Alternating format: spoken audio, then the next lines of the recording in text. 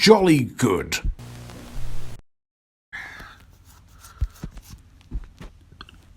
Hello, boys and girls. Ladies and gentlemen, my name is Clayton Zoka, and welcome back to another My Thoughts On. Today I'll be talking about Rushmore, which is Wes Anderson's second feature film after Bottle Rocket.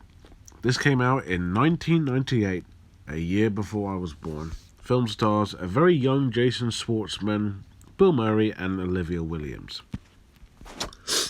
So the film is about this student from Rushmore named Max Fisher, played by Jason Schwartzman, who seems to be the top priority student, really. You know, he seems to get all his marks right, he seems to be clever and above everyone's level.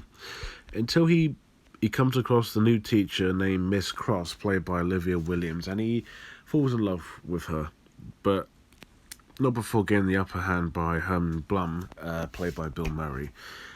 And after getting expelled for something, he has a play to do as well, and he has to try and find out if this teacher still likes him, or Mr. Bloom, really.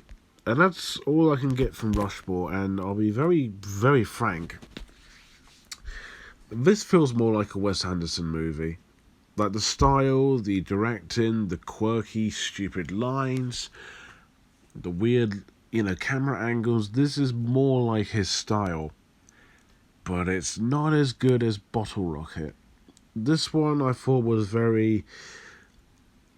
This is one of those films that it was a little hard to get into. Reminded me a lot of Anomalisa, but unlike Michael, this character... Max Fisher, I found to be very unlikable, but very hard to sympathise with. Like, he seems to be that pompous student who always wants to get his way, and he's, I don't know, I never warmed up to him at all. I found him very annoyingly dickish. Even Mr. Bloom is a very dickish character too, but he's likeable in a way.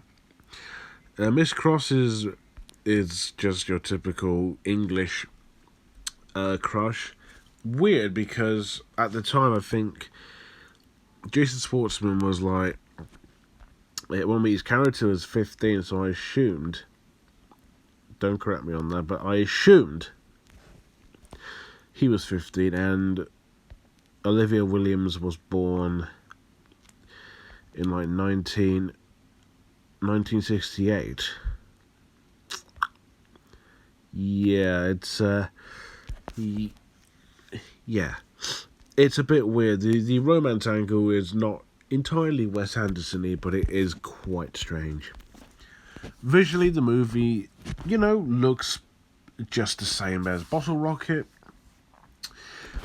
If you were to tell someone this was a Wes Anderson movie in terms of how it looked, you wouldn't, you probably wouldn't see it, because it's not even, it doesn't remotely look like a Wes Anderson film. If you look at the camera angles and the text, then you would. The play stuff, because he does a play in the movie, is very, very interesting, very, very inventive. The story was a little hard going for me. Like, it's a film I couldn't really click with that much. I get it's supposed to be weird and strange, and it is kind of quirky to see two guys falling in love with a teacher. One who seems to be older than the teacher, and one who's actually younger than the teacher. It's a very weird idea, but kind of works. Kind of.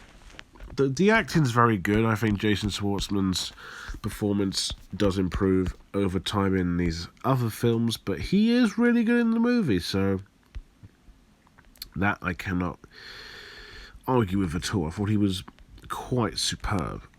Bill Murray is he's basically, how do I put it? He's just basically himself. he acts like him. He just acts like being the grumpy old, like, dry sense of humour actor who we all know him as, and he's great. Olivia Williams is charming and likeable and sensible in that aspect. Luke Wilson has a very small role, and he's all right. Brian Cox, I didn't know was in this until I saw his face, and I thought, that's Brian Cox. Not Professor Brian Cox, I mean actor Brian Cox. Yeah, a little confusing. He would later be in, I think, Fantastic Mr. Fox. I'm not sure if he's in any of the other Wes Anderson films. I will probably get back to you on that front. Really? Oh, excuse me. The characters are weirdly dickish.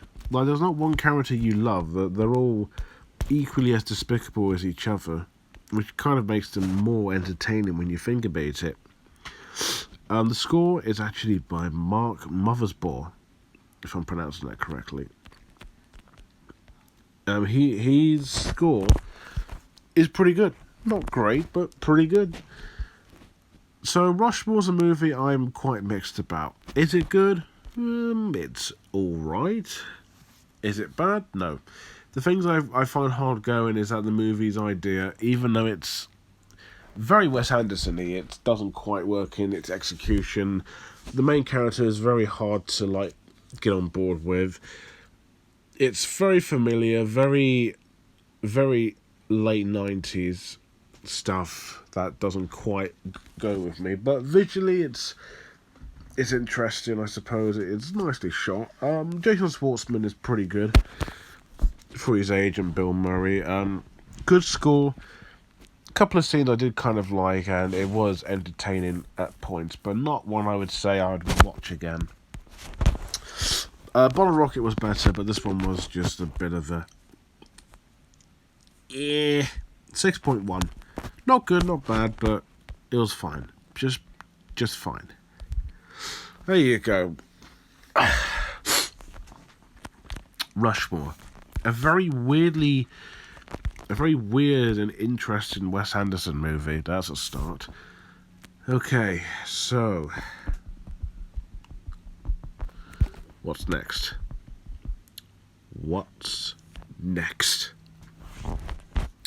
Well, since I've already done Bottle Rocket and Rushmore, next up will be Royal Tenenbaums and the Life Aquatic of Ziuzasu, which will be tomorrow, I think. Yeah, tomorrow. Look forward to those, and if you have seen Rushmore, what do you think about it? Is it good, bad, decent? Do you want to see it? Let me know below. And I'm sorry if I'm sniffing, I've got a bit of a hay fever thing going on. And as always, thank you guys for watching. Don't forget to like, comment, and most importantly, subscribe. And until next time, bye for now.